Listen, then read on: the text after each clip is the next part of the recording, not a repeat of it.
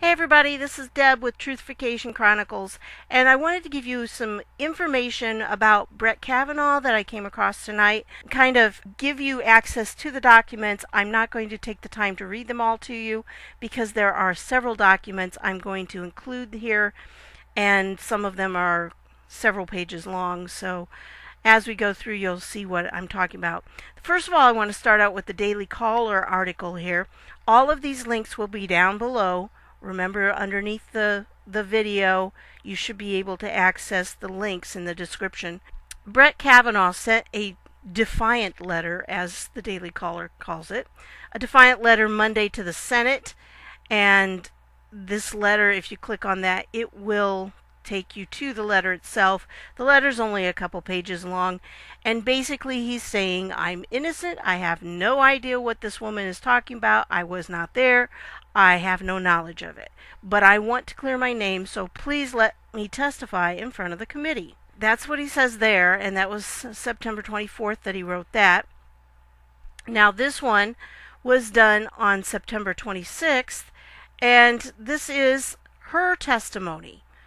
This is from her lawyer. Katz is her lawyer, and we have the cover letter, and then it goes into her testimony, a written testimony of what she remembers from that day. It's 9 pages long, so again, I don't want to go through it all, but I will provide the link below so you can look over it. Then the Judiciary Committee released 2 transcripts of Brett Kavanaugh. The first one was from the 17th and the second one was from the 25th. And you can read those. They do have some redactions in them, but I think most of the redactions are just names for the most part. So at least that's what it appears to me. Of course, who knows what's under the black marks, but it does appear that mostly these are just names and they're trying to keep the names out of it somehow. I don't know why, but this is one of the interviews that they did with him, and then this is the second interview. It appears this was done by different staff members over the phone. Again, the names are redacted, so you don't know who they are. So the only one you know is Judge Kavanaugh. Again, I'll leave that down below. It's 45 pages long because it lasted from 12:34 to about 1:30. So it was about an hour long. Another thing I wanted to share with you was this article on the Goldwater. This was based on a Twitter thread by attorney Ed Whelan. And later on he ended up deleting it. So I'm not sure why he deleted it or anything.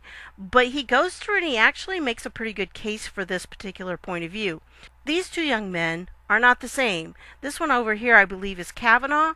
This is another guy who was in the same area. He might have even gone to the very same school, but the people that knew them both said they looked a lot alike. And as you can see from the pictures, they really do look very similar. And so basically what he does as an attorney, he goes through and he builds a case using photos. I mean, he says this kid lived, I forget what he says the boy's name was.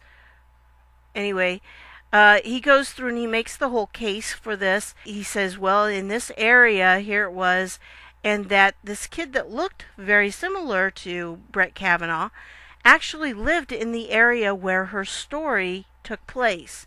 Because she has a general idea, not a specific location, but a general location. Well, here was his house, and the floor plan seems to support what she was saying happened to her, and that it fits with her story. So anyway, he went through and he made this case and said this is why it seems like maybe this guy, Chris Garrett is his name, maybe this guy was somebody that needs to be looked into. Possibly there was a confusion because they do look a lot alike. So I'm going to leave this article here. You can go through and read it on your own. Again, all of these links will be down below. And then there was this. This is from Wired sources. And this came out, this is the FBI agent, former FBI agent, who conducted the polygraph on her. And he said basically only asked 2 questions. And I'm not going to play this for you, but it does talk, he talks about how the polygraph really, when you're doing the test, the standard procedure for them is to focus on one issue. Well, the issue he was focusing on was whether or not her testimony that she had written down was true. That's basically all he asked her, so that's why he only had to ask 2 questions. He was asking whether this testimony was accurate. Now, the problem that Martha points out later on is that with polygraphs, what they do is they read whether you believe what you're saying or not. And so if she genuinely believes what she's saying, she believes her story, then she's going to pass the polygraph. If you've ever seen any of Mandy Bombard's body language videos, she talks about this, because what it does is, like with your body language, deals with what your underlying beliefs are, your belief system. So even though what you're saying might not be true, if you sincerely believe it, your body will show that.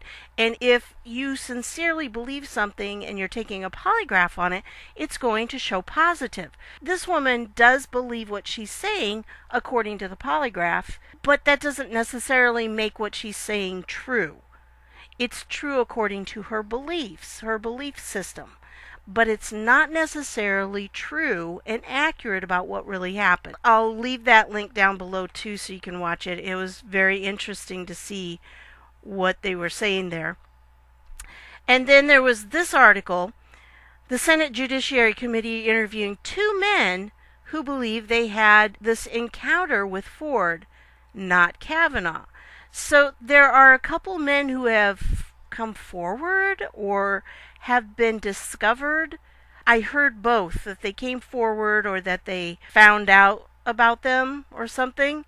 But these 2 men think they're the ones that did this. Now, this was also reported by Buzzfeed. But frankly, if I'm going to choose between the 2 sources, I'll choose the Gateway Pundit. However, this one right here, it does talk about the men told Senate staffers they had the encounter with her.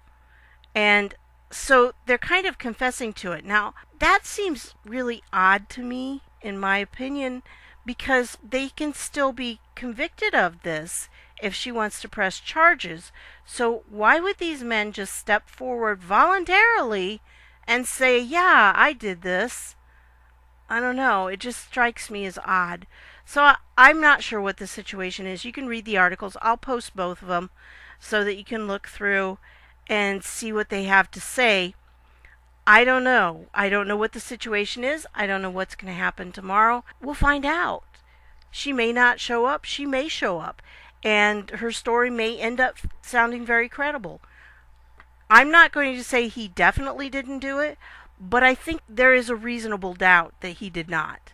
In our justice system, the reasonable doubt has to hold weight, because if we go through and we nail people just in the court of public opinion, we're in for a type of change in our country that I don't think any of us want to see, because that would mean anyone could be accused of anything for any reason without any evidence, and that's really dangerous. So we need to stick with innocent until proven guilty. There has to be enough evidence that proves beyond a reasonable doubt that the person is guilty. Right now, there's not that proof. And I don't know, maybe that'll change tomorrow when she testifies, but we'll find out. So that's what I have for you tonight. Again, keep in mind, I have the links down below. Thanks for stopping by. See you later.